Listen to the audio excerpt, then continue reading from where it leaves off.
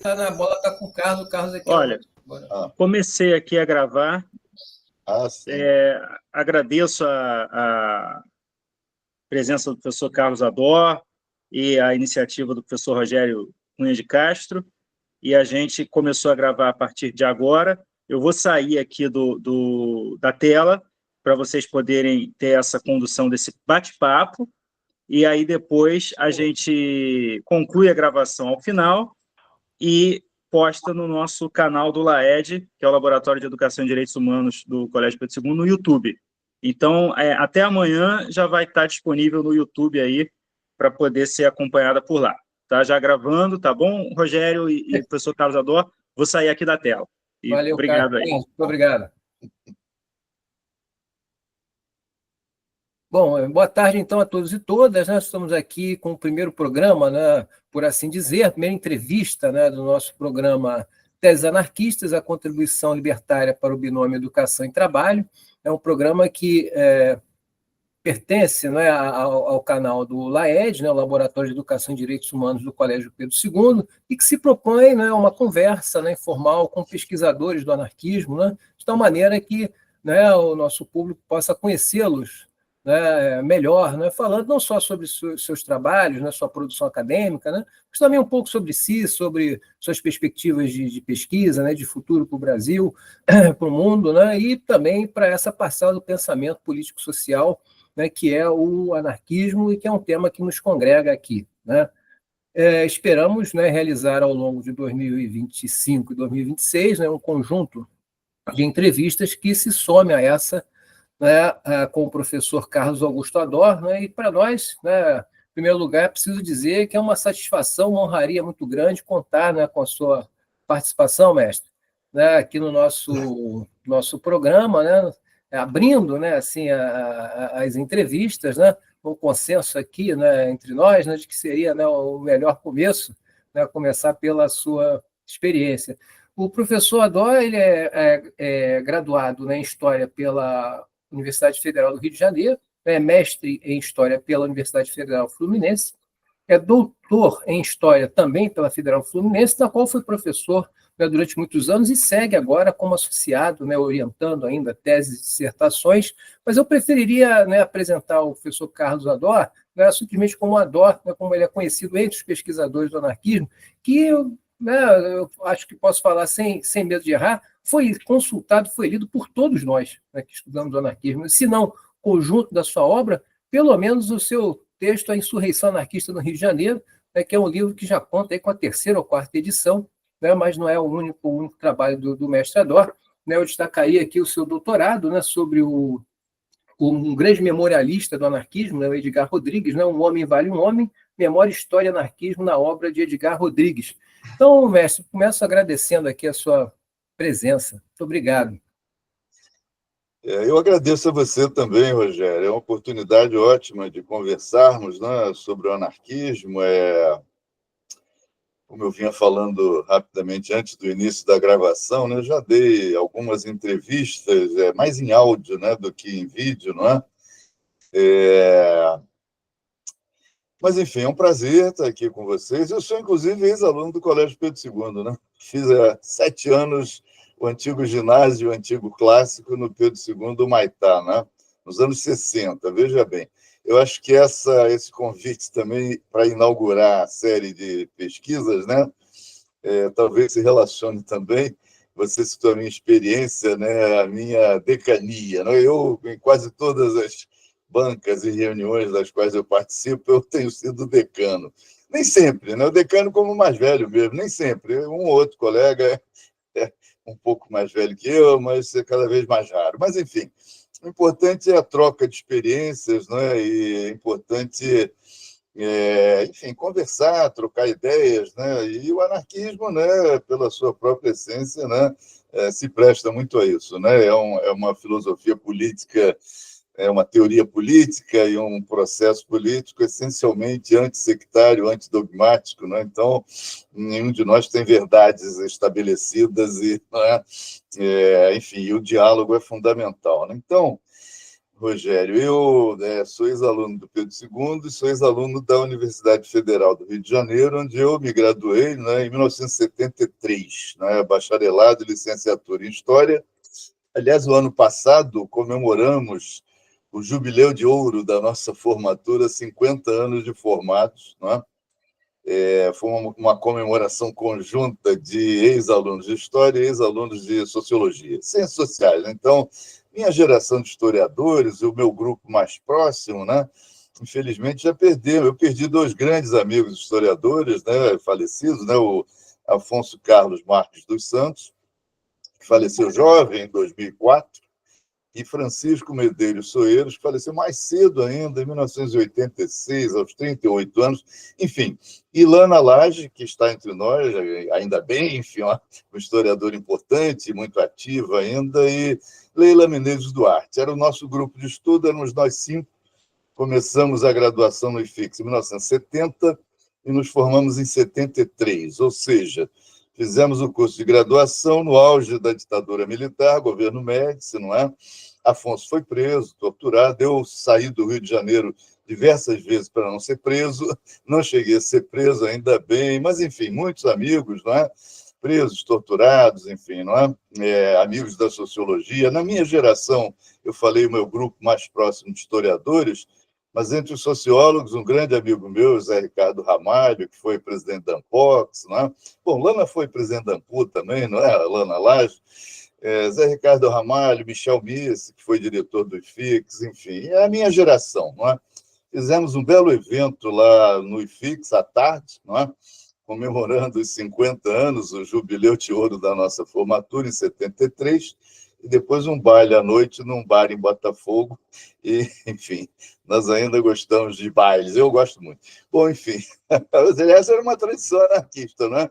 Verdade. Bailes, inclusive, para arrecadar fundos para sindicatos e para escolas anarquistas, etc. Então, nós fizemos uma comemoração à tarde mais formal e à noite um baile e tal. Mas, enfim, olha, então eu me formei em 73, não é? Os melhores professores tinham sido caçados antes de eu entrar na faculdade, né? Eu entrei em 70 e, enfim, o AI-5 é dezembro de 68, em 69 foram caçados Manuel Maurício de Albuquerque, Eulália Lobo, Maria da Linhares, enfim, os melhores professores, os professores mais à esquerda. Eu já não tive a possibilidade de ser aluno deles, eles já tinham sido afastados, né? Mas ainda havia alguns bons professores. Eu quero citar Célia Freire, já faleceu também, História do Brasil, o professor Francisco Falcon, que está ainda, né, ativo entre nós aqui, enfim, né? E alguns bons professores, mas muitos dos melhores tinham sido afastados. Enfim, nós fazíamos grupos de estudo paralelos, né? E havia um índice de livros proibidos, né? O diretor era o Eremildo Viana, um delator, né? Conivente com a ditadura, todos sabemos disso, né? Virou até personagem do Hélio Gaspari, né? Que também fez faculdade de filosofia antes de mim. Eremildo, idiota, enfim, mas o Eremildo não era um idiota, ele era um delator, era um caguete, né? Da polícia política, né? E denunciou muita gente, né? Enfim, então, eu fiz a faculdade nesse clima, mas isso acabou fazendo com que o nosso grupo ficasse muito unido, né? Fazíamos grupos de estudo paralelos, né? Eu tive um grupo de estudo, eu fiquei um ano lendo o Capital, li o primeiro volume do Capital, enfim, nos anos 70, e lemos também um livrinho que a gente chamava carinhosamente de o livro da Martinha, que era Marta Harnacker, não é? Los Conceptos Elementares del Materialismo Histórico. A Marta Harnacker era discípula do Luiz Althusser, que na época era um marxista muito prestígio, né? O estruturalismo, então, enfim, anos 70. Mas, olha, então eu me formei em 73, não é? Logo pintou um concurso para o Estado, eu fiz o concurso, comecei a dar aula no Estado em 1974 e fiquei por 16 anos como professor da rede estadual, basicamente no Colégio Amaro Cavalcante, aqui no Largo do Machado. Eu digo aqui porque eu moro perto do Largo do Machado, aqui pertinho. Enfim, e logo depois também fiz um concurso para o mestrado na UF, não é? E o Afonso foi para a USP, eu, Lana e Chico resolvemos ir para a UF, fazer o mestrado na UF, até porque, como a UFRJ tinha sido mais objeto da repressão pela ditadura, né, a UF tinha ficado um pouco preservada dessa repressão. Então, o Departamento de História da UF, o curso de História da UF, era melhor do que o da UFRJ, era assim considerado, né? À época e tal, nós resolvemos mudar de áreas e fazer o mestrado na UF em Niterói. E, nesse meio termo, enquanto eu fazia o mestrado e tal, começava o mestrado, abri um concurso para professor auxiliar de ensino em História do Brasil, e eu me inscrevi. Eu era professor do Estado e tal, e, na verdade, o concurso, o edital era para auxiliar, e no meio do processo eles mudaram, inventaram a tal figura de professor colaborador, que era um absurdo juridicamente, né? Enfim, eu entrei, foi um concurso bem concorrido, modéstia à parte, éramos 21 candidatos, eu entrei em primeiro lugar, incluindo prova de aula e tal, né? O Afonso Carlos entrou em segundo lugar e a Raquel Soaré entrou em terceiro. E o concurso foi tão bom que o Departamento de História da UF resolveu aproveitar nós três, os três primeiros colocados. Eu fui o primeiro colocado, entrei para a área de História do Brasil, o Afonso foi para a área de História Moderna e Contemporânea e a Raquel foi para a área de História da América. 1976, veja só. Eu comecei a dar aula na UF, eu tinha 24 para 25 anos. Então, os alunos eram da minha idade, da minha geração, mais novos, um pouco mais novos, alguns um pouco mais velhos, inclusive. Então. E aí, Rogério, eu dei aula no curso de graduação em História da UF por 4 décadas, 41 anos direto, não é? Eu me aposentei em dezembro de 2016, mas continuo credenciado ainda no programa de pós-graduação em História da UF, trabalhando mais em casa agora, orientando, né, dissertações de mestrado, teses de doutorado. Já orientei, acho que uma meia dúzia de teses, uma meia dúzia de dissertações, não muito mais que isso, porque, embora eu tenha defendido o mestrado ainda nos anos 80, a defesa foi em 85, setembro de 85, exatamente sobre a insurreição anarquista no Rio de Janeiro, 1918, né? E eu agradeço aí a sua referência elogiosa, não é? Mas realmente eu hoje tenho consciência de que é um trabalho muito pioneiro mesmo. O nosso colega, meu amigo, enfim, colega de ofício, historiador Alexandre Sames, né? Sempre elogia muito esse meu livro, ele diz que foi fundamental na formação dele. A primeira edição, né? A primeira edição é de 87. O livro ficou pronto no finalzinho de 86, foi lançado em 87, e está na terceira edição. Daqui a Mé, né? Está na terceira. Terceira edição Daqui a Mé, exatamente. A segunda edição é 2002, Daqui a Mé, e a terceira é agora, 2015, da Rizoma Editorial. Rizoma Editorial. A segunda é Daqui a Mé, a terceira é da Rizoma Editorial. É um livro que hoje eu sei que é referência mesmo. Sim. Mas a nossa escolha, mestre, permite dizer, não só pelo seu pioneirismo na academia, né? Aqui, pela sua competência, mas também pela sua simpatia. Né? É uma pessoa que todos e todas gostamos muito, né? Esse adorismo sobre o qual você me falava quando fomos naquele curso lá da Rural, lembra? Não é só os estudantes da graduação, não, também os pesquisadores têm o adorismo, né? Tem grande consideração. Foi uma brincadeira de um grupo de ex-alunos meus, mas eu era muito querido mesmo, ainda bem. Eu sempre tive uma relação ótima com os alunos, e também boa com os colegas, ou com a maioria dos colegas. É uma pergunta que eu faria, mestre. A UF é uma universidade, você foi chefe do departamento de História, a UF é uma universidade conhecida pela sua influência, né, do campo marxista. Foi tranquila essa convivência, né? Ser um historiador do anarquismo, alguém que se aproxima, inclusive, desse campo, né, como sujeito, né? Como é que foi essa convivência com os colegas marxistas na UF? Olha, Rogério, como eu te falei, como eu comecei a dar aula na UF muito jovem, não é? Muitos ex-alunos se tornaram meus colegas. Então, a um certo momento da minha vida profissional, sei lá, eu diria que metade dos colegas do departamento tinham sido meus alunos.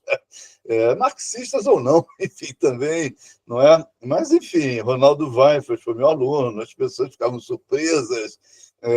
Muita gente, o atual presidente da Biblioteca Nacional, Fundação Biblioteca, o Marco Lucchesi, foi meu aluno na UF. Aliás, um outro ex-presidente da Biblioteca Nacional também, o Renato Lessa, foi meu aluno na UF. O Renato fazia ciências sociais, né? O Marco Lucchesi fez história. O Lucchesi fazia história na UF letras na UFRJ simultaneamente. Então, muitos anos, muitos colegas tinham sido meus alunos, não é? Magali Engel, Ana Mawad, muita gente, inclusive. Aí tem um aspecto curioso, porque eu defendi o mestrado relativamente cedo, bastante cedo, mas, enfim, na minha vida profissional e pessoal, eu acabei demorando muito a defender o doutorado. Eu fui chefe de departamento 2 vezes, né? Fui chefe interinamente em 95, segundo semestre, quando 2 colegas se aposentaram, Helena Miller, que, aliás, é uma das pioneiras do estudo do anarquismo também, ela tem uma bela tese sobre a colônia Sicília, não é? Helena se aposentou em 95 e voltou para o Paraná. Ilana era subchefe, assumiu e também se aposentou. Nos anos 90, houve uma leva de aposentadorias do governo Fernando Henrique. Pessoas com medo de perder direitos e tal, etc, etc. Então, eu assumi em 95, eu era muito jovem, mas já era um dos mais antigos do departamento. Tinha colegas mais antigos que eu, mas não quiseram assumir, etc. Mas isso foi um semestre só. Depois, entre 2000 e 2002, eu fui chefe durante um biênio, fui chefe durante um mandato integral de 2000 a 2002. Agora, do ponto de vista da convivência com os colegas marxistas, nunca houve nenhum problema. A UF conseguimos construir, preservar um ambiente democrático, não só no plano departamental, mas, enfim, e acompanhando o próprio processo de redemocratização do país, não é? Final dos anos 70, início dos anos 80, não é? Eu comecei a dar aula na UF em 76, ainda era ditadura e tal, mas houve todo um processo de reorganização da sociedade civil, não é? E eu fui fundador de muita coisa. Fui fundador do CEP, fui fundador da ADUF, do ANDES, do PT, enfim. Então, todo o processo de reorganização da sociedade civil. Eu era professor universitário e, durante muito tempo, também professor do ensino médio, simultaneamente, né?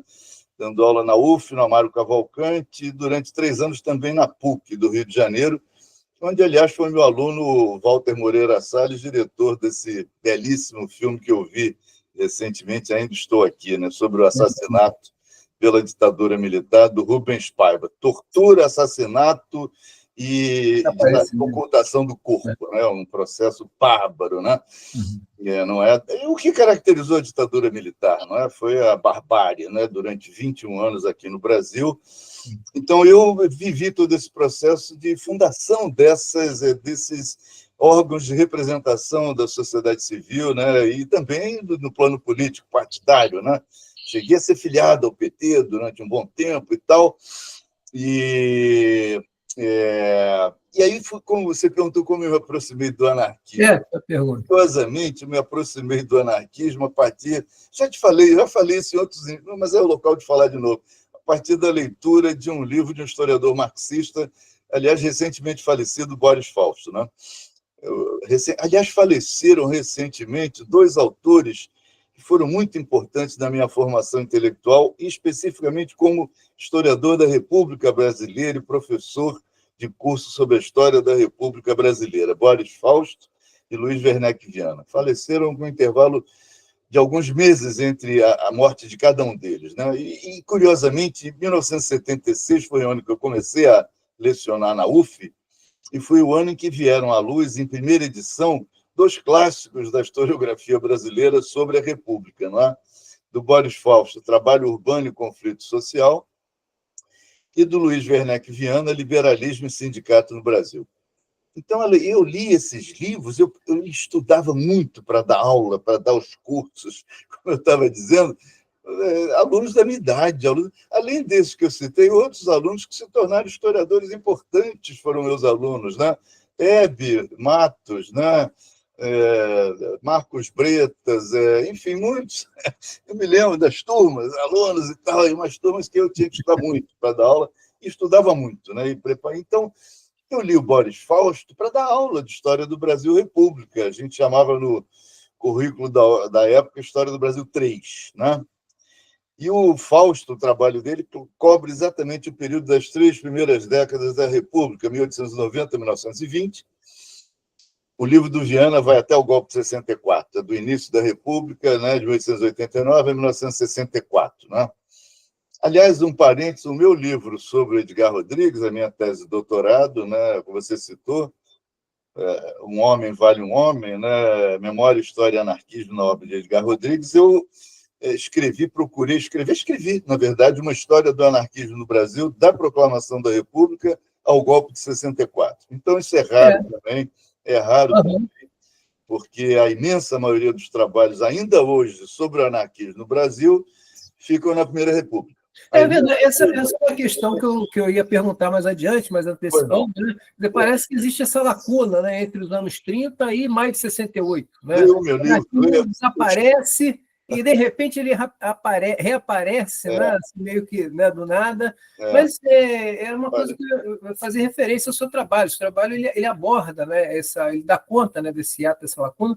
Hoje, novos trabalhos estão também surgindo. Né? Eu destacaria o trabalho do Rafael Viana, né, o Anarquismo Latino-Americano, que é um estudo comparativo entre Argentina, né, Brasil e Uruguai, e também tive a alegria de participar de uma banca ontem de doutorado na Unesp, do Ivan Tomás, Anarquismo, Educação Anarquismo, Educação Racionalista e Sindicalismo, de Intenção Revolucionária, onde ele faz uma comparação, né, Argentina e Brasil. É uma questão que eu queria que se explorasse um pouco, né, quer dizer, o anarquismo nesse intervalo de 30 anos e como é que foi essa pesquisa, né, para resultar, né, numa tese sobre Edgar Rodrigues, mas não só, né? Sim. Tá bom, Rogério, mas só antes de eu voltar um pouco, porque eu acabei abrindo um parênteses, mas você estava falando do Fausto, né? Porque no livro Trabalho Urbano e Conflito Social, ele tem um capítulo chamado Correntes Organizatórias e seu campo de incidência, né? Que ele trabalha com as 3 principais correntes que procuram organizar os trabalhadores urbanos brasileiros nessas 3 primeiras décadas da República, né? 2 delas são correntes anticapitalistas, né? E uma terceira é uma corrente que não questiona o capitalismo, né? Que o Fausto chama... Até você conhece esse livro bem, enfim, ele chama, entre aspas, de trabalhismo carioca, como um embrião do futuro trabalhismo na era Vargas, nos anos 30, 40, etc. Seria uma corrente que não questiona os pressupostos do capitalismo, se propõe apenas, o que não era pouco, conquistar melhores condições de vida para os trabalhadores, não é? Melhores salários, redução de jornada de trabalho, etc.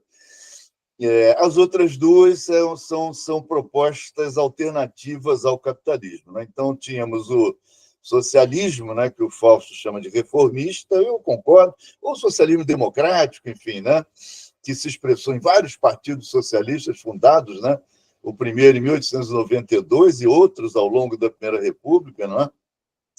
É o socialismo que investia na possibilidade, na tentativa de transformar o Estado e a sociedade através do processo institucional, eleitoral, político, partidário, democrático, etc. Né?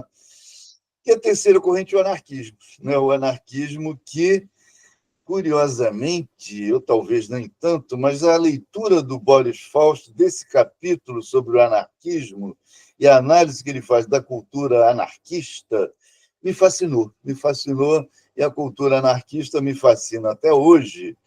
E a análise que o Fausto faz, não é?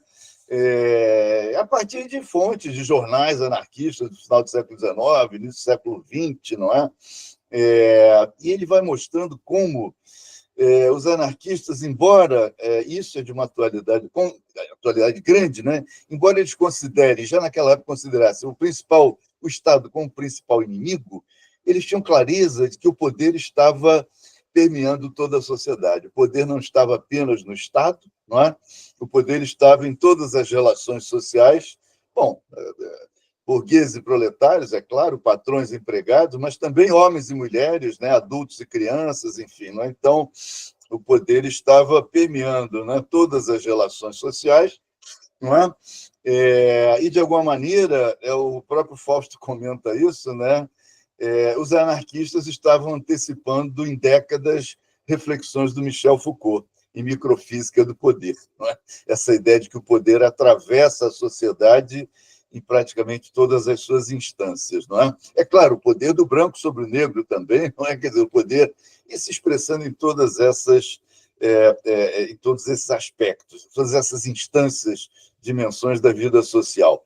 E, principalmente, também, o que me fascinou e me fascina no anarquismo hoje é exatamente a crítica radical ao capitalismo e a crítica radical aos socialismos autoritários. Não é? Quer dizer, a crítica veemente ao capitalismo e a crítica veemente aos socialismos autoritários. Né?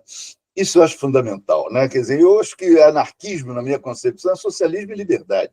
Socialismo mais liberdade. E o socialismo libertário, não é? Como os anarquistas mesmo se veem, se dizem, não é?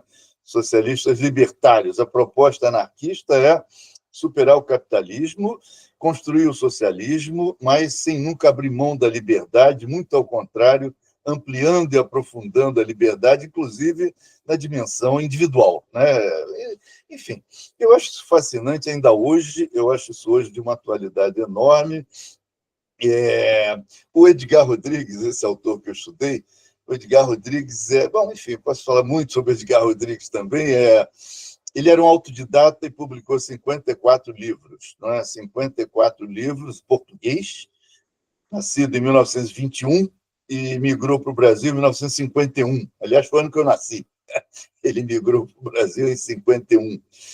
E ele dizia sempre, ao longo dos seus livros, não é?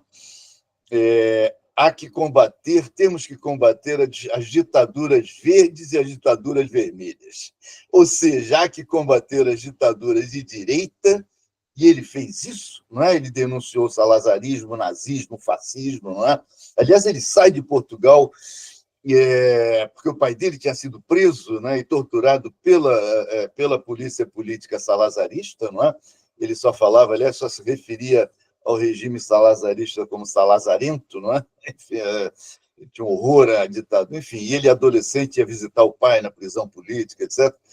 Então, isso, há que combater as ditaduras de direita, ele fez isso. O combate dele era a militância através da produção, né? Da produção de livros, da divulgação do anarquismo que ele fez ao longo da sua vida inteira. Né? Ele publicou livros ao longo de meio século. Né? Os primeiros foram publicados em 1957, e os últimos foram publicados em 2007. Exatamente 50 anos, né? 51 anos, enfim, e 54 livros, o que é impressionante para um homem autodidata, não é?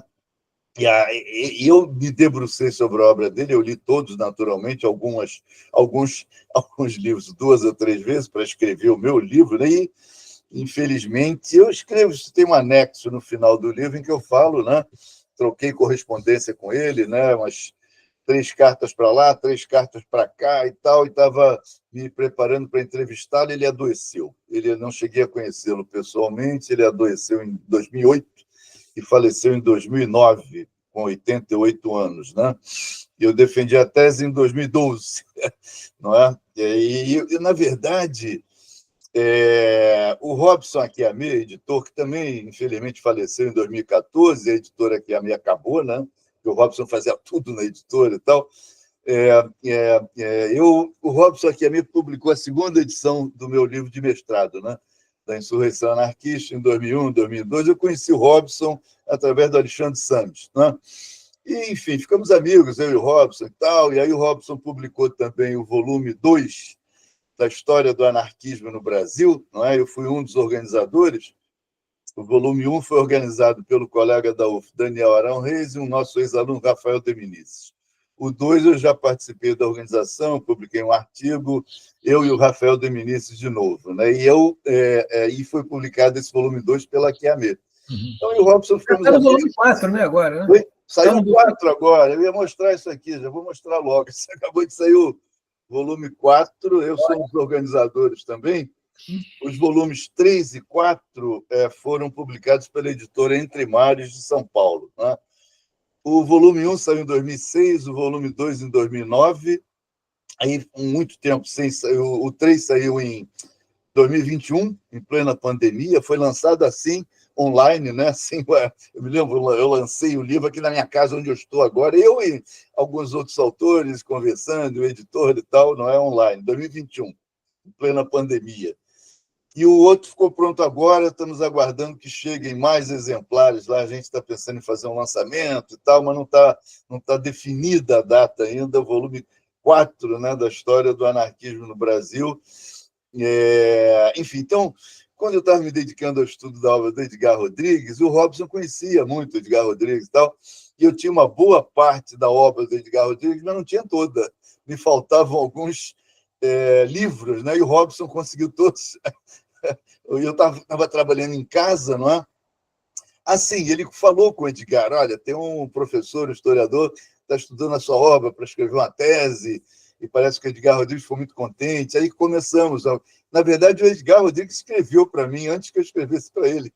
Eu respondi a ele. Isso está tudo nos anexos desse livro aí, que você tem a primeira edição, não é? Um Homem Vale um Homem. Essa aqui. Isso é uma frase, Rogério, que o Edgar Rodrigues, nesses 54 livros, ele cita em torno de 50 vezes, mais ou menos. Um homem vale um homem. Quer dizer, que expressa, né, uma síntese do igualitarismo radical do anarquismo. Né? Ninguém vale mais que ninguém. Um homem, e aí o homem não é, enfim, né, o homem no sentido da humanidade. Inclusive, ele depois, já nos anos 2000, ele publica um livrinho, Mulheres, no vi porque é pequeno, mas é Mulheres e Anarquia. Ele fala: uma mulher vale um homem vale uma mulher, enfim. Eu comento isso nesse livro. É importante lembrar que as escolas anarquistas aqui de São Paulo, elas iniciavam, né, os trabalhos com o hino da Internacional e, na sequência, tocava-se o hino à mulher, né, destacando a importância, né, da emancipação feminina. Mas eu queria te fazer uma pergunta, né, não esqueci da pergunta dessa lacuna, né, de 30 anos, entre os anos 30 e 60, depois a gente volta a ela, mas já que a gente está falando da tua tese, quer dizer, você escolheu, né, aqui você argumenta que escolheu aqui a obra do Van Gogh, né, O Semeador, né, em função do esforço, né, do Edgar Rodrigues em semear, né, defender a defesa, né, da semeadura, né, do pensamento anarquista. Eu perguntaria a você, quer dizer, no contexto, né, nosso, né, do tempo presente, quer dizer, a academia tem conseguido essa semeadura, né, com seus trabalhos, né, à guisa do Edgar Rodrigues, ou do alcance conseguido pelo Edgar Rodrigues enquanto um memorialista? Como é que é essa relação academia, movimento social, movimento anarquista, na tua ótica, né, hoje? Olha, eu acho que nós dois somos exemplos desse esforço, né, Rogério? Sim. Nós dois, o Sames e algumas... A Helena Miller saiu da UF, voltou para o Paraná. A Helena Miller tem até sobre Colônia Sicília, não é? Eu, na verdade, não consegui formar assim, muitos discípulos, assim, eu digo formalmente, sucessores na academia. Né? Eu tenho alguns orientandos, mas, enfim, o Eduardo Lamela, que eu orientei mestrado e doutorado sobre anarquismo. O Eduardo Lamela estudou na Universidade Popular de Ensino Livre em 1904. Ele agora está trabalhando no museu lá na região oceânica de Niterói. O Adem Lamounier, eu não orientei, mas eu estava na banca de doutorado. Ele foi orientado pelo Daniel Arão Reis, eu estava na tese, na banca. O Adem Lamounier estudou Zé Oiticica, no mestrado que ele fez em Maringá, se não me engano, e o doutorado ele fez na UF, então eu estava na banca. Alguns semeadores, uma dúzia, Ângela Roberto Martins, não é? Professora da UERJ, não é? Daniele Rabelo de Almeida, agora na UF, não é? O João da Mata, em outra linha, a somaterapia, discípulo do Roberto Freire e tal, não é? Érica Sarmiento, que trabalha mais com imigração, mas também tem uma interface aí com o anarquismo, né? E aí lá em São Paulo, muita gente, né? Lá em São Paulo, não é? O João Henrique de Oliveira, eu orientei o doutorado, não o mestrado, e o João Henrique de Oliveira, ele tem uma bela tese sobre o Libera, né? Sobre o jornal anarquista Libera, trabalhando com a contemporaneidade, né? De 1991 a 2011, se não me falha a memória, não é? São 2 décadas, é exatamente isso. Então, e espalhados pelo Brasil, né? Quer dizer, então, esse seu laboratório é importante, é fundamental. Nós criamos lá no início do milênio, do século XXI, lá na UF, o GEA, né? O Grupo de Estudos do Anarquismo. Eu, Alexandre Sames, mais algumas poucas pessoas, o Luiz Alberto Sanz, que é um colega já aposentado também da escola do IACS, né? Instituto de Arte e Comunicação Social da UF, que é um dos organizadores do volume 3. O volume 2 fomos eu e o Deminices, o 3 fomos eu, Alexandre Sames e o Luiz Alberto Sanz, e o 4 agora fomos eu, a Ângela Roberto Martins e o Adem Lamounier. O Adem Lamounier defendeu o doutorado na UF, mas está trabalhando lá no interior de São Paulo, no Instituto Federal no interior de São Paulo. Então, o GEA foi um grupo agregador, a gente tinha reuniões de debate de texto e tal, e depois o GEA tem essa publicação, Rogério, que é fundamental, ao meu ver, na historiografia. 4 volumes já da história do anarquismo no Brasil. E são textos muito bons, alguns deles excelentes. É claro, como toda obra coletiva, tem altos e baixos, tem textos mais densos, textos menos densos, né? Aliás, abrir um outro parênteses, perdemos, lamentavelmente, um companheiro, né? Recentemente, o Giovanni Stifoni, né? Que é autor de artigos no volume 13 e no volume 4, faleceu recentemente, assim, não é? Italiano, mas residente no Brasil e tal, artigos sobre o jornal La Batalha, né? Que era o tema e o objeto de estudo dele, né? Um dos objetos. Mas, então, eu tentei ser, acho que foi um semeador das ideias anarquistas na UF. Eu dei diversos cursos sobre anarquismo na UF, sobre cultura anarquista, sobre a própria história do anarquismo. Eu dei um curso uma vez, poucas vezes na graduação e uma vez na pós-graduação, História e Biografia, em que eu trabalhei com 3 autores, o próprio Edgar Rodrigues, o Lima Barreto e o José Saramago. Lima Barreto e Saramago são 2 das minhas muitas predileções literárias. Saramago não tinha nada de anarquista, mas foi militante do Partido Comunista há muito tempo em Portugal, mas nos últimos 5 anos da sua vida ele fazia questão de se dizer um comunista libertário. Entrevistas dele, entrevistas. Eu li a obra de Saramago quase toda, li a obra do Lima Barreto quase toda, então são autores que eu conheço muito bem. Não escrevi, quer dizer, escrevi um pouquinho sobre Saramago nas considerações finais da minha tese de doutorado, até porque ele e o Edgar Rodrigues eram conterrâneos e contemporâneos. O Edgar Rodrigues nasceu em 21, o Saramago nasceu em 22. O Edgar Rodrigues faleceu em 2009, o Saramago faleceu em 2010. Ambos com 88 anos, né? E ambos produziram dezenas de livros. É claro que o Edgar Rodrigues é um autodidata, né? E o Saramago com um refinamento intelectual assim, fantástico, que lhe concedeu, inclusive, o Prêmio Nobel de Literatura, né? Em 98, se não me falha a memória, acho que foi isso mesmo. Enfim.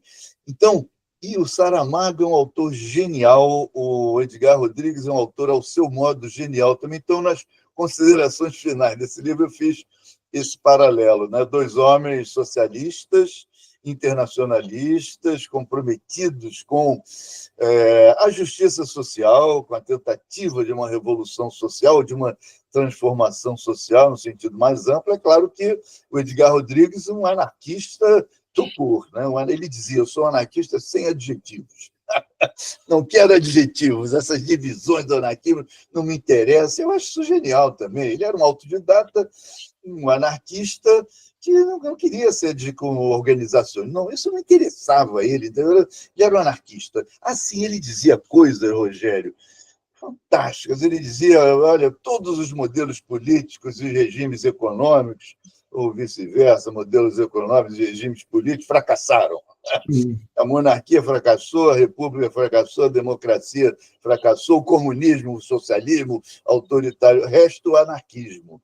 Aí ele falava assim: estudai-o, e 3 pontinhos de exclamação. Dizia que o anarquismo é uma filosofia política tão generosa que as pessoas não são anarquistas porque elas não conhecem o anarquismo. Se conhecessem, se tornariam anarquistas. Isso é simplista, é claro, né? Mas ele conhece, o Edgar Rodrigues sabe também, e nós, historiadores que trabalhamos com anarquismo, trabalhamos sempre com isso, de todo o processo de desqualificação política e ideológica do anarquismo, empreendido não só pelo patronato, pelo aparelho de Estado, mas também por comunistas durante muito tempo, né? Isso remete a uma discussão da... É curioso. Né? Por exemplo, né, assim, dialogando, né, contigo, né? Sim. Mas no nosso mestrado profissional, né, que é em rede, numa rede de institutos federais, os mestrandos eles têm aula de metodologia e têm aula de bases conceituais. Quer dizer, por que eles não têm aula de teoria? Porque a teoria já está dada, é a teoria marxista, né? Então, assim, veja como é que é uma coisa, uma naturalização, né? Assim, que vai na direção aí do que você está fazendo referência. Agora, ainda é muito difícil, né, o ingresso, né, no estudo acadêmico com o tema do anarquismo. Eu tive dificuldade.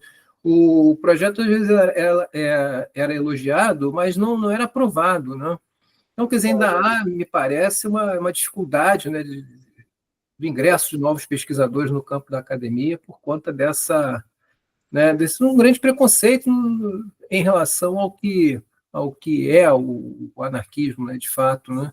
E talvez fazendo referência a uma outra questão que você levantou, quer dizer, talvez esse nosso esforço de criar categorias revele muito mais sobre as nossas concepções do presente do que, né, daquela altura, né, como genialmente não deixou de dizer o Edgar Rodrigues, né, ao afirmar que ele era anarquista e ponto. Né?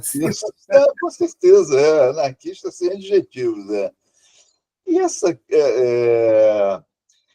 crítica às ditaduras de esquerda e de direita é tão atual, rapaz, não é? É tão atual. Veja a Venezuela, sabe? Não é? E veja a Argentina, quer dizer, temos aqui perto de nós exemplos variados de ditaduras ou de regimes autoritários, não é?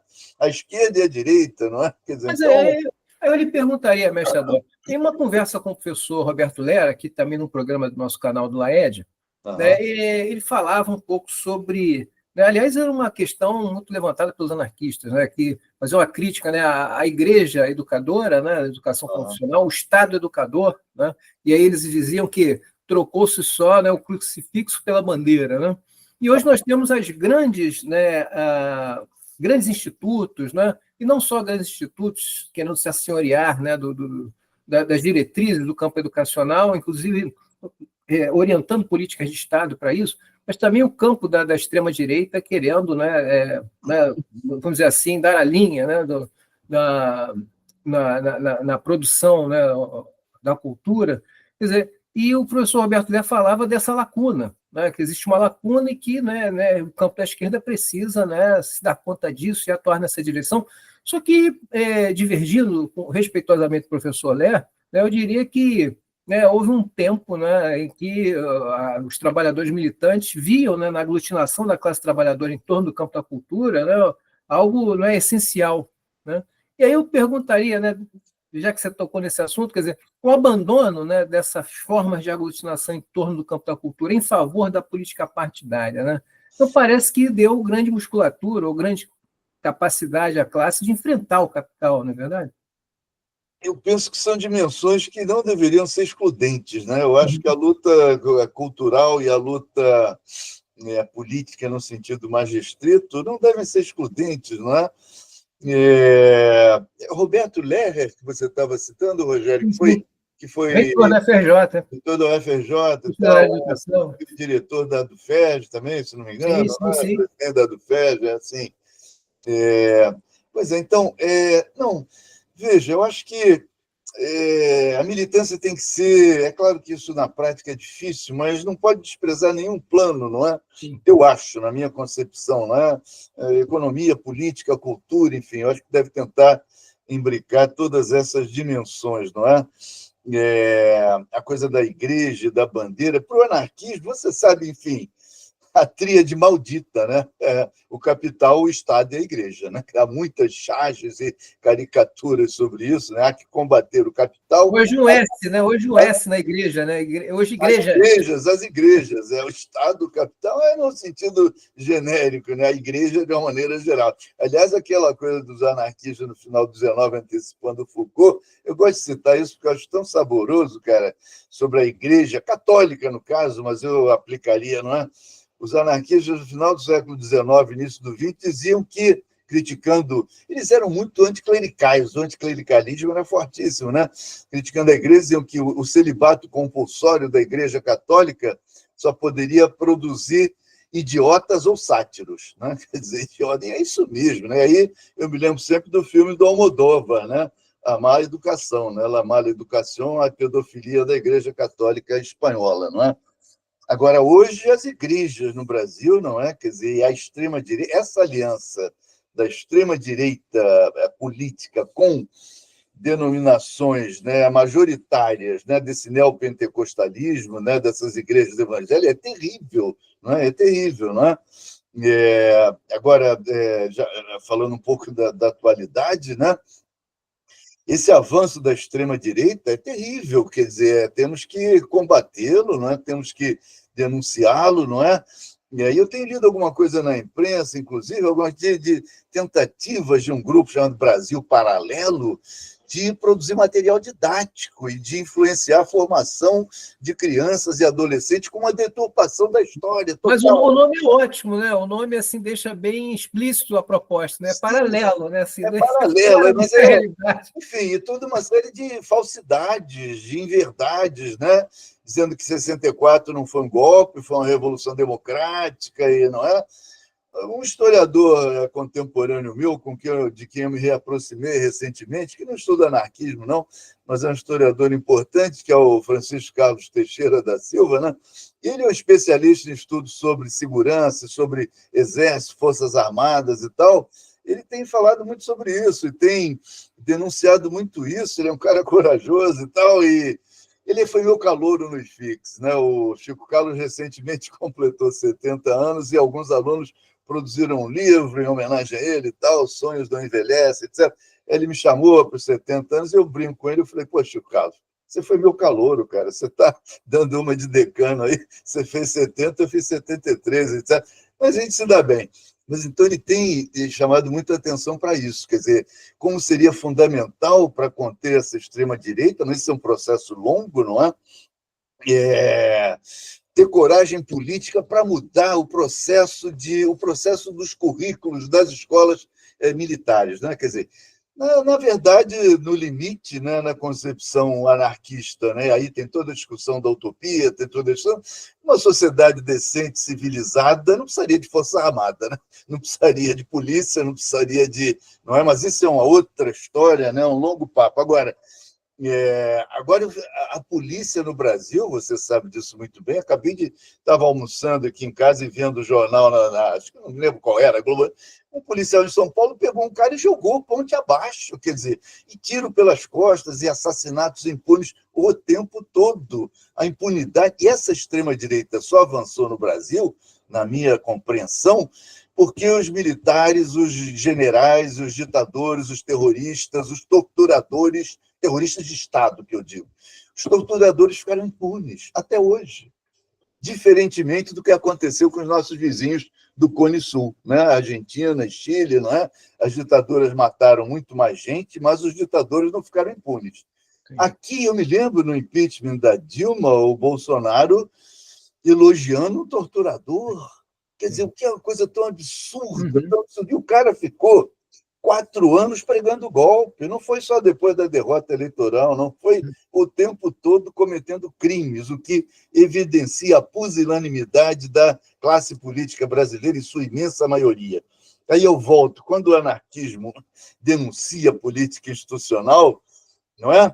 No Brasil, rapaz, a política institucional vem se degradando tanto, há tanto tempo, é cada vez pior. Eu me lembro do saudoso Ulisses Guimarães. Vocês estão achando essa legislatura ruim? Esperem para ver a próxima.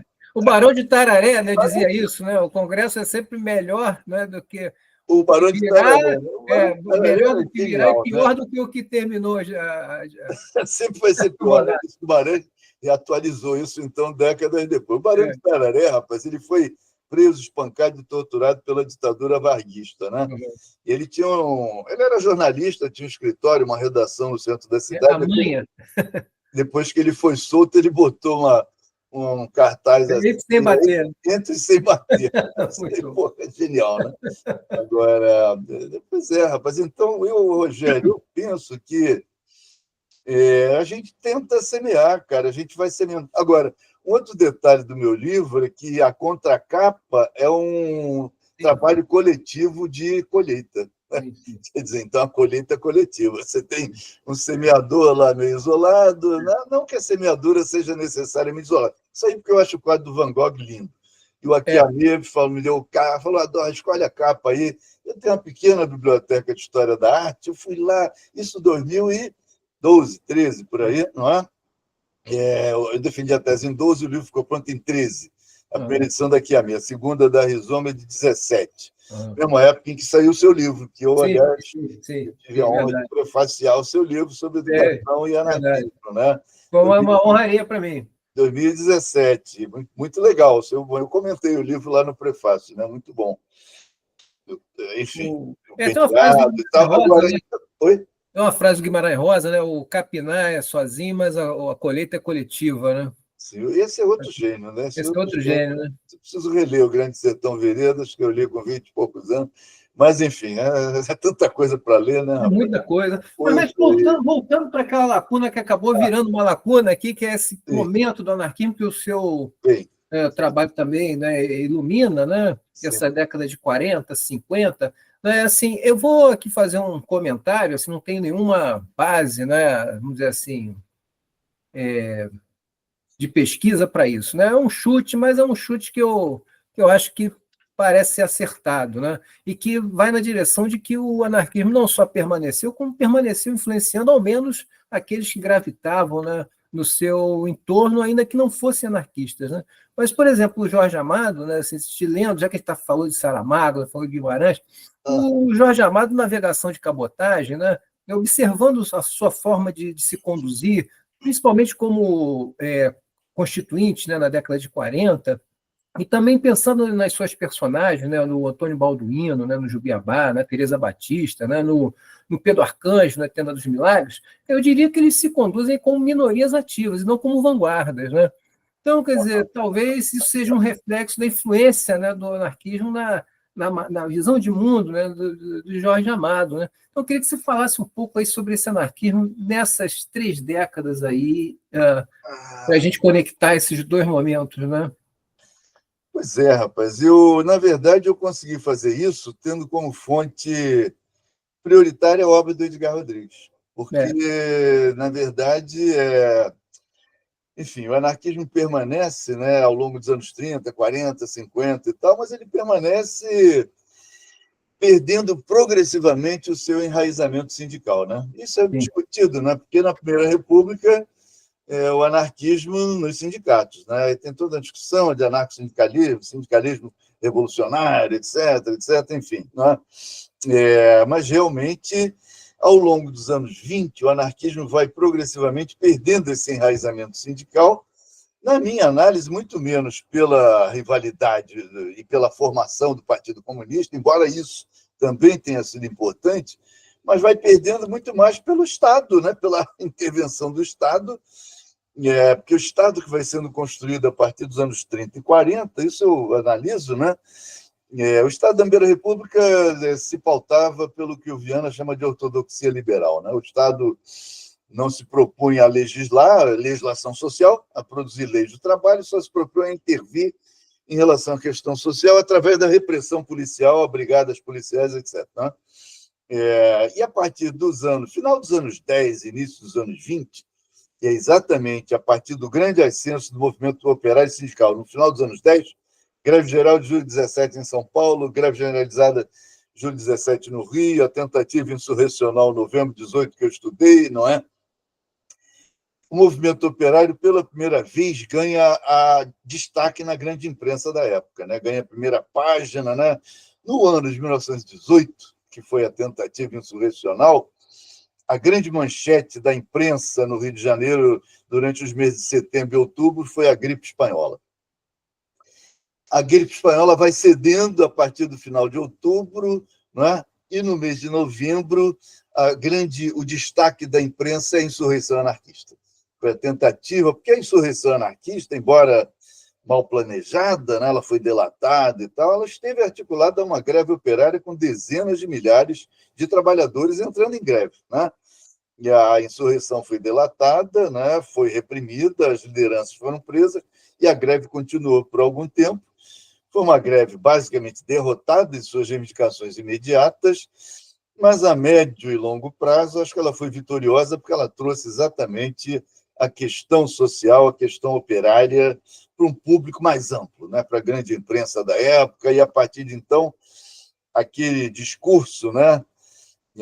Da planta exótica, né? Que é um dos capítulos do meu livro, né? De que o anarquismo era uma ideia estrangeira, artificialmente importada, que não iria vicejar, não iria florescer no Brasil, etc., não é?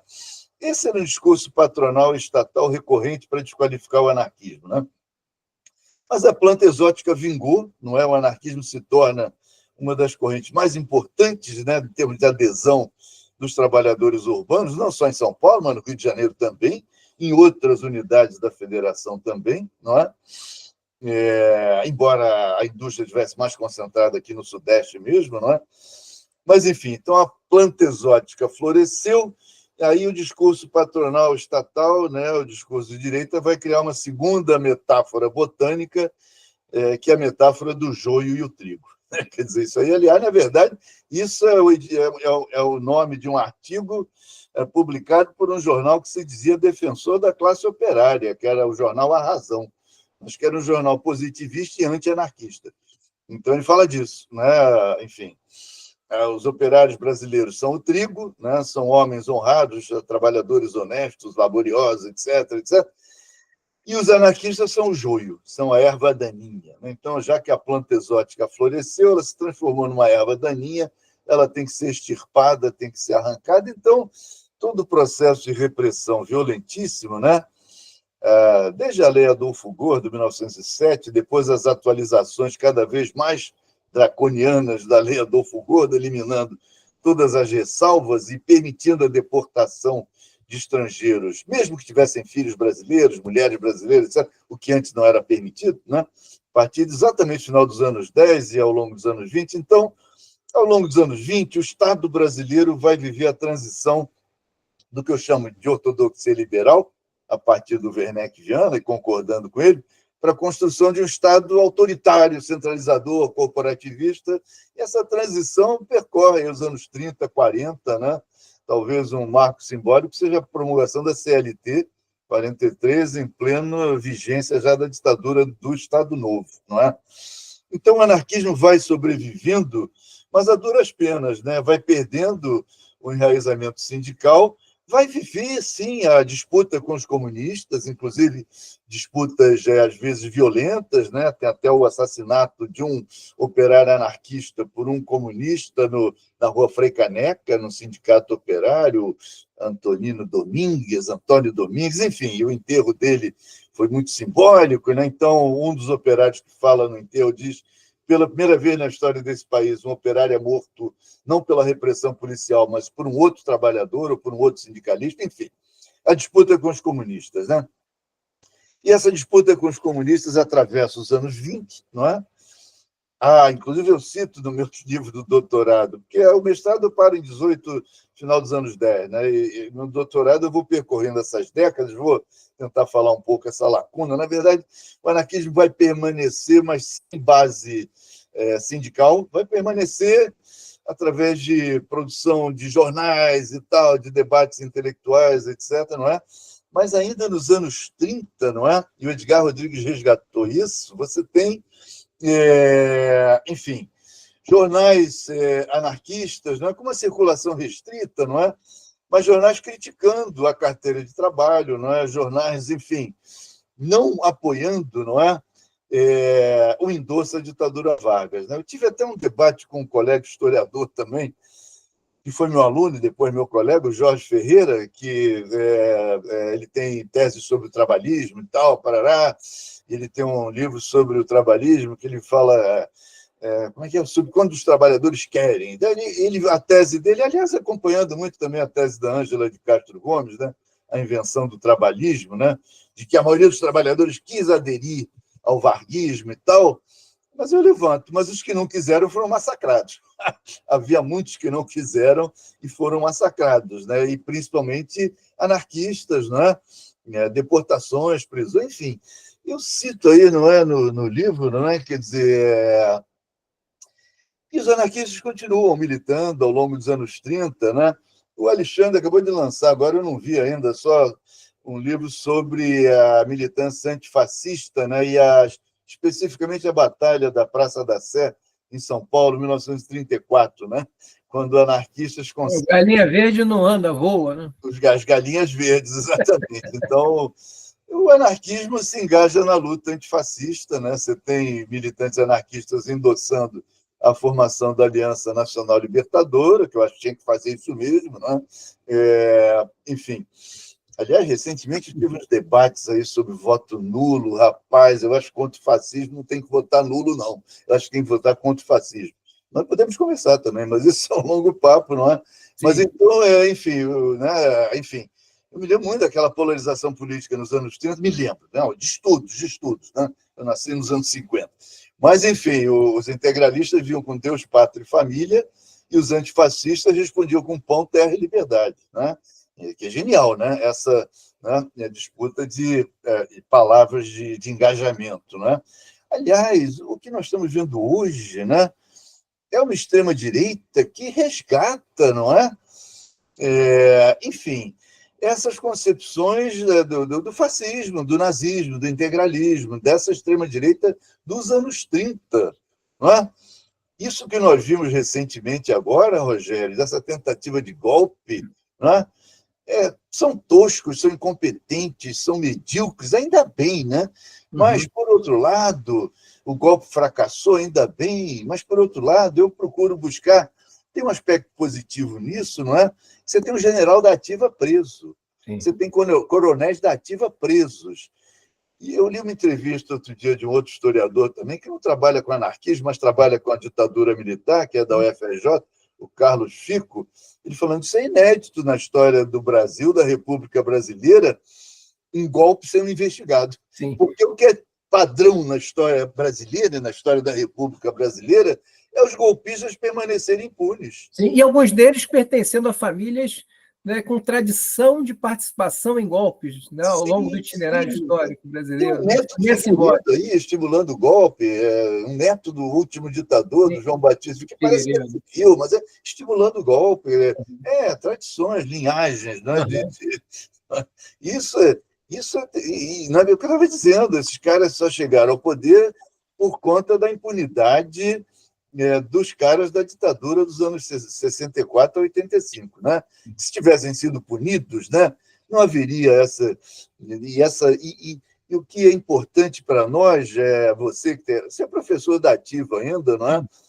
É dizer o que foi a ditadura militar, cara. Porque tem uma geração nova que não viveu, naturalmente, não viveu, a ditadura acabou há mais de 40 anos, mas e as pessoas que não leem, as pessoas que ficam se comunicando só através dessas redes sociais. Né?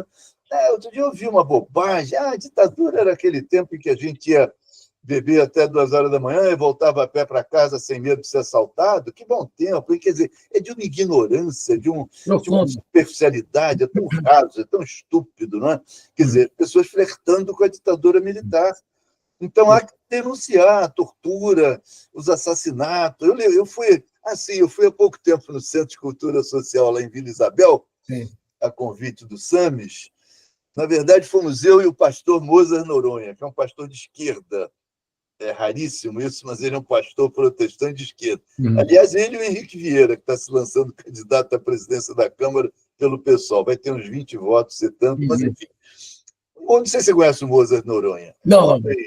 Já está com uns 80 anos, tem uma longa barba branca e tal, é um cara conhecido, é a ala esquerda da Igreja Protestante, que foi importante, como a ala esquerda da Igreja Católica também foi importante no processo de redemocratização.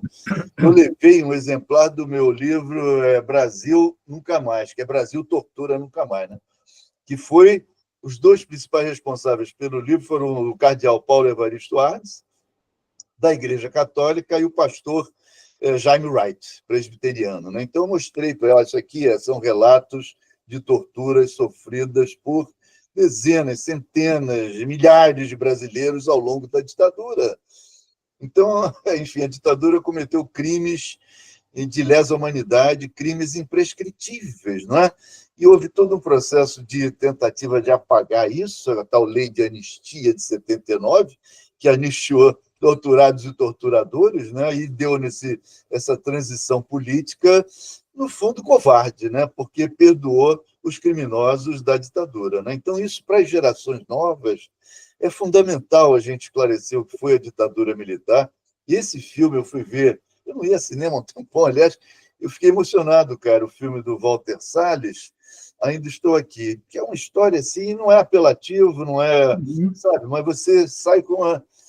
Eu não me contive, lancei um fora golpistas, gritando dentro da sala de cinema, ditadura nunca mais, e eu só. Mas teve umas palmas tímidas antes.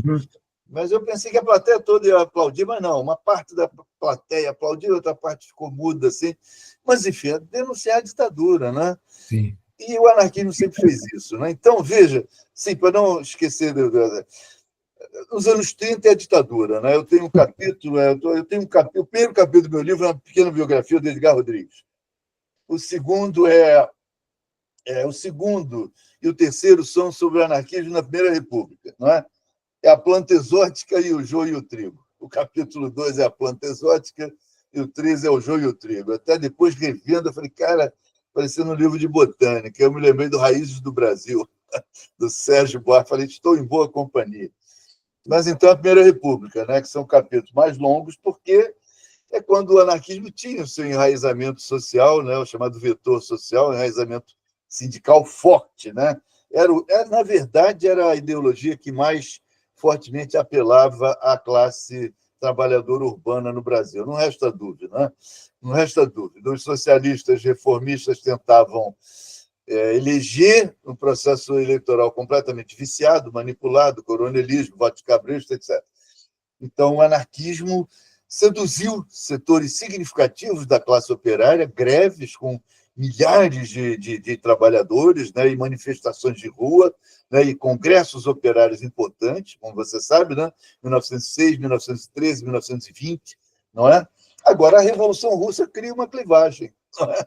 No mundo inteiro, não é? No mundo inteiro e aqui no Brasil, naturalmente. A própria insurreição de novembro de 18, eu cito muito um artigo do Astrogildo Pereira, publicado em junho de 18, no jornal do qual ele era redator único, Crônica Subversiva, em que ele fala, não é? A Revolução Russa e tal, não é? Os bolcheviques tomaram o Palácio de Inverno, porque não conseguiríamos tomar aqui o Palácio do Catete. Então ele fala, não vejo a hora de subir as escadas do Catete e jogar janela abaixo o patife que lá está a presidir. Isso em junho de 18, era o Venceslau Braz, no último ano do mandato. Né? Então, muitos anarquistas no mundo e no Brasil ficam fascinados com a Revolução Russa e aderem, como se dizia na época, ao bolchevismo. Né? Inclusive, Astrogildo Pereira, né, que era fundador do Partido Comunista, que era anarquista durante décadas, se torna fundador do Partido Comunista, etc., e vai ser militante do Partido Comunista durante muito tempo. Né? Depois é expulso. E tem polêmicas curiosas, importantes nos anos 20 entre o Astrogildo e antigos companheiros que permaneceram anarquistas, principalmente o Zé Oiticica e o Fábio Luz. O Zé Oiticica tem um comentário que eu acho tão engraçado, saboroso, que eu vou lembrar aqui, porque o Partido Comunista, nos anos 20 ainda, sei lá, anos 20, não lembro o ano exato, mas ele proíbe que os seus militantes leiam as folhas anarquistas. Aliás, proíbe que leiam trotskistas, proíbe que namorem, que sejam amigos de trotskistas, de anarquistas, etc.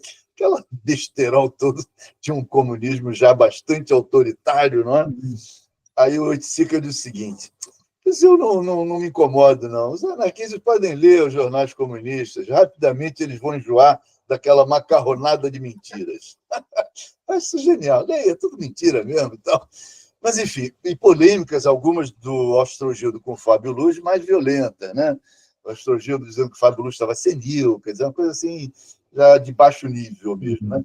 Agora, ao longo dos anos 30, não é? O anarquismo tenta resistir, mas aí, porque a ditadura vai sendo construída aos poucos, não é? Quer dizer, a ditadura de 37, o Estado Novo, já está se anunciando com o golpe de 30, o movimento de 30, que não é meramente um golpe, não chega a ser uma revolução, evidentemente, mas não é?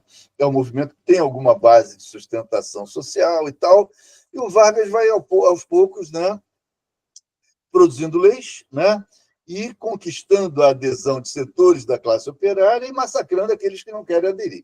Né? Quer dizer, massacrando os que não querem aderir. Não é? E, aos poucos, o anarquismo vai perdendo espaço, né? Ainda tem essa militância aí, 34, passa da Sé, 35, a NL e tal, mas, ao longo da ditadura, meu capítulo 4 é exatamente, eu chamei de Tempos Difíceis, o anarquismo na era Vargas. Então, antes de 37 ainda tem alguns poucos jornais, não é? mas com a ditadura se fecha. Enfim, o anarquismo sobrevive, apenas sobrevive, não é? Debates intelectuais. Sim, eles tinham também alguns grupos de afinidade, grupos de convivência, né? Tinha uma chácara de propriedade coletiva ali em Guararema, não é? Tinha um sítio, né? Tinha alguns mecanismos através dos quais eles permaneciam atuando coletivamente, não é? Mas uma resistência com pouca visibilidade social, não é? Isso na ditadura, Vargas, né? Essa parte do meu livro, as fontes primárias são os livros do Edgar Rodrigues mesmo, né? Eu faço discussão historiográfica também, né? O que o Rodrigues não faz, né? Ele não é um historiador, ele é um memorialista. Aliás, ele faz questão de dizer isso.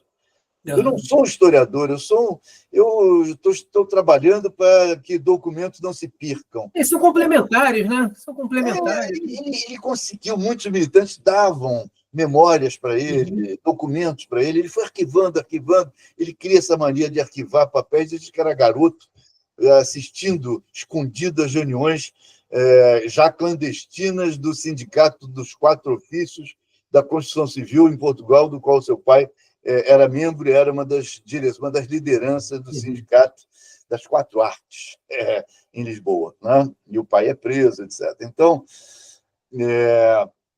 enfim, o Rodrigues vai juntando papéis, depois ele começa a escrever já no Brasil. Ele migra para o Brasil em 51, começa a escrever artigos. Aliás, você sabe disso, mas a grande maioria não sabe. O nome dele era Antônio Francisco Correia.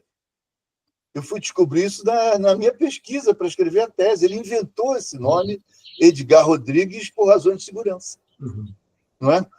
Para preservar a família e tal, não é? Quer dizer, ele já vem de Portugal, ele vem com 30 anos, mas já casado e com um filho mais velho, que tinha nascido lá. O Oscar Zola, né? Uma homenagem ao Emílio Zola, o autor do Germinal, mas todo mundo aqui chama de Zola. Eu não conheci pessoalmente, mas quando eu fui defender a tese, o Edgar Rodrigues, em 2012, tinha falecido. Ele faleceu em 2009. Mas o Aquiamê me deu o telefone do filho dele, eu liguei, convidei, o cara não deu a mínima, não apareceu, enfim. Acho que não ligavam muito para o trabalho do pai. Enfim, lamentável, mas enfim. Mas ele vem para o Brasil já casado em Portugal e com um filho. Ele chega aqui em agosto de 51 e a mulher e o filho chegam 6 meses depois. Isso anos 50, mas aí já é a chamada experiência democrática, né? O Vargas já tinha sido deposto em 45 e o Edgar Rodrigues chama esse período, eu concordo, eu dei o título do último capítulo do meu livro, é o nome de um livro do Edgar Rodrigues, A Nova Aurora Libertária. Porque os anarquistas se reorganizam nos anos 40, não é? A Plebe, que era um jornal fundamental na República Velha, é recriado. A Ação Direta, que era um jornal anarquista fundamental na República Velha, é recriado, né? A Plebe em São Paulo, a Ação Direta aqui no Rio de Janeiro. Então, esses dois jornais, que eram dois dos mais importantes da Primeira República, são refundados em 45, 46, por aí. Né? E há um anarquista cearense, o Moacir Caminha, que funda uma revista, Remodelações. Então, os anarquistas começam a se reorganizar nos anos 40, não é? Enfim, e começam a agir, basicamente através da imprensa, não conseguem retomar uma participação significativa no universo sindical operário. Mas por quê? Porque, veja, eu sempre digo isso, na República Velha, os sindicatos operários eram institutos de natureza jurídica privada. Eles não tinham que prestar contas ao Estado, eles levavam muita porrada da polícia do Estado. Mas, ao longo dos anos 30, o que Vargas vai fazendo é destruir a autonomia sindical e construir a sua antítese, construir a heteronomia sindical, transformar os sindicatos operários, que eram órgãos de natureza privada, em órgãos de natureza pública. E não por acaso, Rogério, eu sempre digo isso, uma das primeiras medidas do governo ainda provisório do Vargas, aliás, ele fica provisório de 30 a 34, né? Mas uma das primeiras medidas é criar o Ministério do Trabalho, cara. Não havia na República Velha Ministério do Trabalho, por quê? Não pretendiam criar leis. Então, em novembro de 30, está pronta a legislação É um decreto-lei que criava o Ministério, na verdade, o Ministério do Trabalho, Indústria e Comércio na época, e em fevereiro de 31 ele já está funcionando, não é? E aí vai ser toda a construção do sindicalismo corporativista, não é? Hierarquizado, sindicatos prestando subordinados a federações, federações subordinadas a confederações, e toda estrutura hierarquizada do sindicalismo dos trabalhadores. Agora, só ganhavam benefícios sociais os trabalhadores sindicalizados. Enfim, havia toda uma pressão. E o Vargas aprova, no início do seu governo, né, leis que, na verdade, representam o atendimento de reivindicações de décadas dos operários. Né? A jornada de trabalho de 8 horas, né, os 3 8, né, que vem lá os 3/8 da Inglaterra, do início do 19, que o Hobsbawm e o Thompson estudaram tão bem, né? 8 hours to work, 8 hours to sleep, 8 hours to play. Né? 8 horas de trabalho, 8 horas de repouso, 8 horas livres. Então, essa reivindicação está na greve geral de 1903, aqui no Rio de Janeiro, que a Francisca Azevedo estudou. Está na greve geral de 1907, está na greve geral de 17, está na greve de 18. Então, uma reivindicação de 8 horas que vem do início do século XX. Né? E reivindicações de aumento salarial, reivindicações de, enfim, legislação de acidentes. Nada existia, não havia leis. Então, o Vargas, ao longo dos anos 30 e 40, ele vai simultaneamente reprimindo e legislando, reprimindo e legislando, reprimindo e legislando e cooptando. Não é? Então, por isso os anarquistas vão perdendo espaço no mundo sindical, eu acho que muito mais do que pela disputa com os comunistas, porque os comunistas vão perdendo também. Quer dizer, então, não é? O sindicato é a origem do peleguismo, Boss, é a origem do sindicalismo de conciliação de classes, né? Enfim. E aí, isso ao longo dos anos 30 e 40, ao longo dos anos 40, você tem o processo de redemocratização, não é?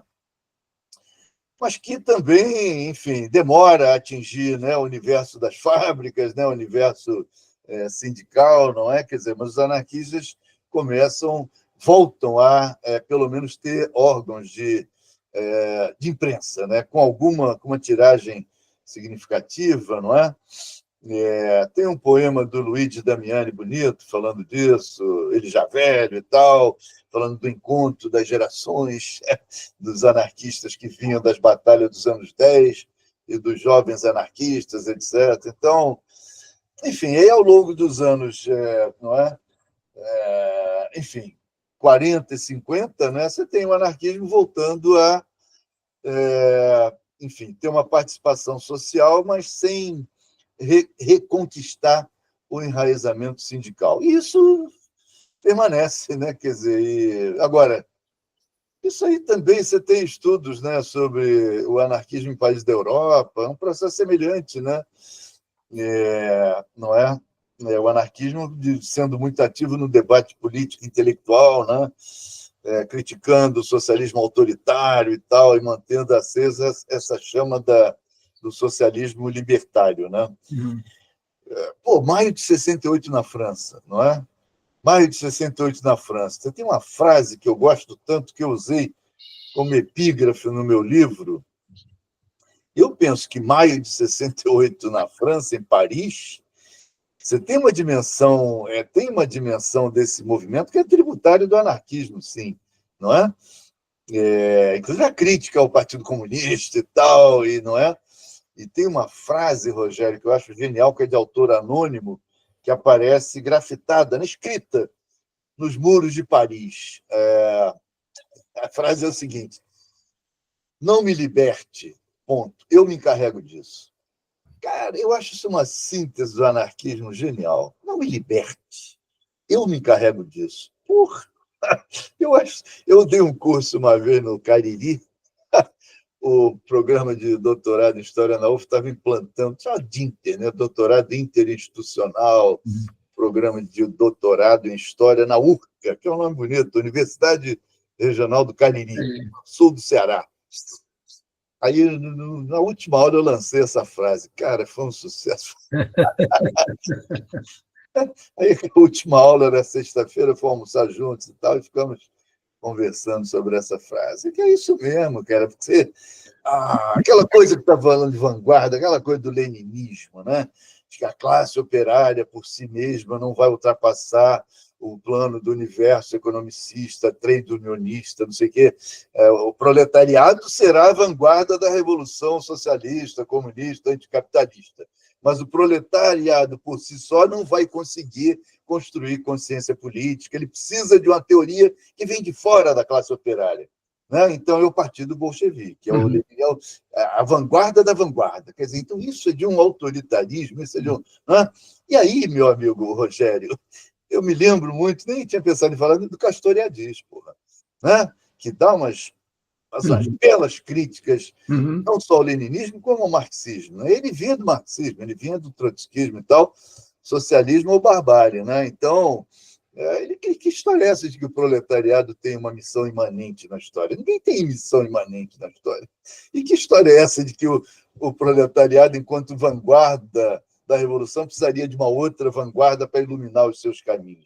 Então é isso, não vem me libertar, Lênin. Eu não quero, não, porque depois você vai me tutelar, vai me massacrar e tal. Não me liberte, eu me encarrego disso. Tá aqui. É sensacional, frase perfeita mesmo. Não é? Eu gosto muito.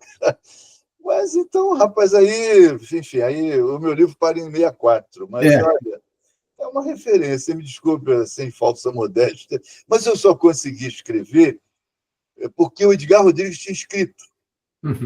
Sem reflexão teórica, sem... sim, teve uma autora lá de São Paulo que tem um livrinho e tal, depois Alanis, alguma coisa, que insiste que o Edgar Rodrigues é historiador, e aí que fez uma crítica ao meu livro, que eu dizia que ele não era historiador. Que bobagem, entendeu? Ele mesmo dizia que não era historiador, ficar discutindo. É uma bobagem, entendeu? Eu digo, é um memorialista, fundamental. E aí, na introdução dessa minha tese de doutorado, eu faço algumas rápidas considerações teórico-metodológicas, inclusive explicitando as diferenças entre história e memória. A história e memória. Memória é o espaço por excelência da subjetividade. E a história você busca a objetividade. Nunca vai ser absoluta, mas é o compromisso com a busca, né, da veracidade, é tentar chegar o mais próximo possível. Né? Enfim, aí eu cito vários autores daquela história, os franceses do pós-Segunda Guerra Mundial, né? Da construção da história do tempo presente, né? Henri Rousseau e tal, enfim, a segunda geração dos Annales e tal, quer dizer, então, história contemporânea, história do tempo presente, mas não vamos ter memória com história. Pô. Muitos memorialistas, às vezes, são, né, apresentados como historiadores. Né? Eu não vejo isso, não é exatamente uma questão. Né? O Descragnoli Toné, né? Observar, né, os 11 volumes, né, sobre as bandeiras, assim, os documentos vão aparecendo ali conforme ele vai encontrando, não tem uma sistematização. E ok também, porque assim, isso não é uma questão de estabelecer uma hierarquia, né, historiador ou memorialista, são complementares e... É só distinguir, né? Exatamente. Os trabalhos é importante. Papel, né? Mas eu fiquei perplexo com essa senhora, eu nem conheço pessoalmente. Ela tem um livrinho chamado A Sementeira de Ideias. Sementeira, coisa de semeadora e tal, sobre Edgar Rodrigues, mas é um livro pequeno e tal. E aí eu soube que ela tinha feito uma crítica ao meu livro porque eu dizia que ele não era historiador. Ora, faça-me o favor, entendeu? Faz. Tudo bem. Mas, mestre, queria agradecer, estamos chegando aqui, infelizmente o nosso recorte de tempo é bastante curto para o tempo de conversa que talvez a gente possa fazer na direção do História do Anarquismo no Brasil, volume 1, 2, 3, 4, com novas conversas, né, número 2. Podemos. Eu já estou pensando no 5, mas... Mas queria te agradecer muito, mestre Ador, a sua contribuição conosco. Né? Hoje, dia 4 de dezembro, o nosso programa é gravado, né? Estamos aqui, né, começamos por volta aí das 2 horas, né, 2 e pouquinho, né? E essa, então, é a nossa primeira conversa, né, com pesquisadores, né, do anarquismo e um grande começo, né, com o nosso querido mestre Ador, né, muito querido por todos e todas, e a quem eu agradeço mais uma vez e deixo, né, o espaço aqui para um último comentário, uma última reflexão, que você julgar, né, pertinente.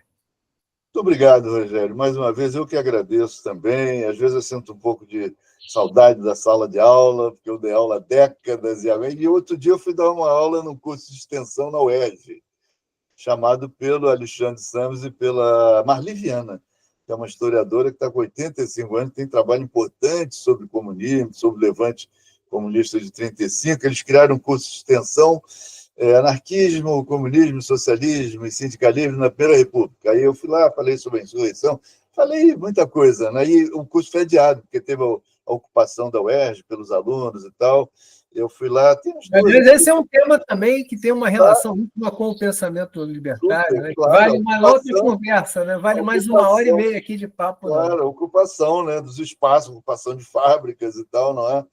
Mas então eu te agradeço e acho que agora, hoje, nós temos que unir forças e barrar a extrema-direita. Barrar a extrema-direita. É claro que temos diferenças anarquistas, comunistas, socialistas, mas temos que nos unir contra essa extrema-direita, porque ela é bárbara, ela é violenta, ela é cruel, ela é truculenta, ela é impiedosa.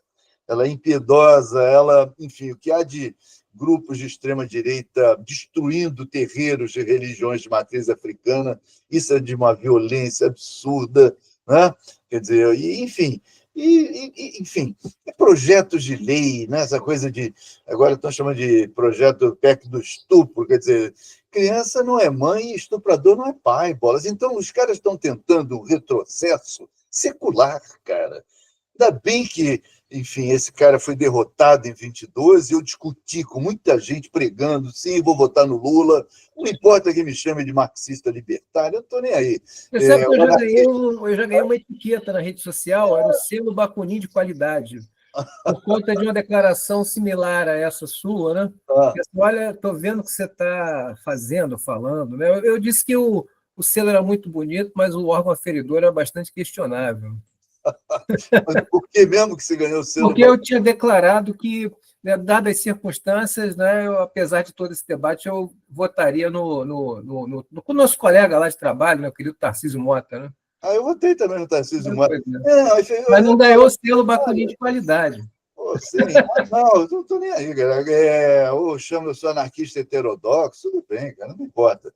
Agora, eu não vou votar nulo com o risco da extrema-direita ou chegar ao poder, como chegou em 18, ou nele permanecer, como quase acontece em 2022. Então, isso, Rogério, seria um retrocesso. Então, considerações finais sobre isso. A gente está vivendo uma conjuntura difícil e temos que estar muito atentos e impedir que a extrema-direita volte ao poder.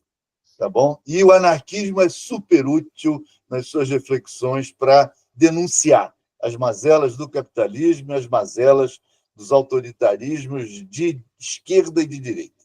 E viva a anarquia. Viva a Saúde anarquia. e anarquia. Saúde e anarquia. Mestre, muito obrigado por falar aqui conosco um pouco sobre esse patrimônio da classe trabalhadora, né, que é o anarquismo, né? Sim. E uma satisfação imensa, um ótimo começo aqui, que o nosso programa possa ter, né, entrevistas, né, à altura dessa nossa, né, dessa tarde. Muito obrigado. Muito obrigado, querido. Muito obrigado, Rogério. Depois eu quero que você me diga como é que eu tenho acesso ao programa gravado. Não, vou encaminhar. Tá ótimo. Boa tarde, muito obrigado. Um abraço, Rogério. Um abraço para todos e todas. Até o próximo programa. Teses Anarquistas. Um abraço.